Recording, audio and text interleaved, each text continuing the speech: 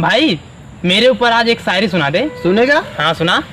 दिल है तू दिल वाले है तू, वाह वाह वाह वाह। दिल है तू दिल वाले है तू, मादर भोसड़ी वाले है तू। किसी भोजपुरी शायर ने क्या खूब कहा है कि दिल के धड़कन हो तू हमर जान हो तू, कि दिल के धड़कन हो तू हमर जान हो तू, और जहिया से छोड़ के चल गयलू वहिया से हमार लाड़ हो तू। रो रो कर समंदर तो गानों में भर सकते हैं, असलियत में कोई एक गिलास भर के दिखा दे।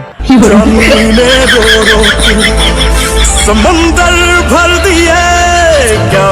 अरे वीडियो में गाली देकर तो हम भी फेमस हो जाएं, लेकिन हम फेमस दोस्त की गाड़ मार करना चाहते हैं।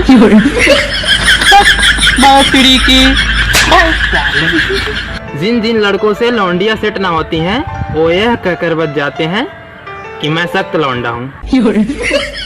मैं भी बचता हूँ।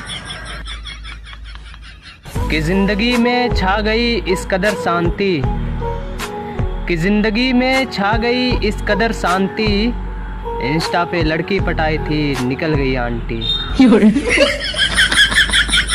कि जो लड़की आज कहती है मेरा बाबू मेरा सोना, कि जो लड़की आज कहती है मेरा बाबू मेरा सोना, कल वही छोड़ के चली जाएगी लंड पकड़ के रोना।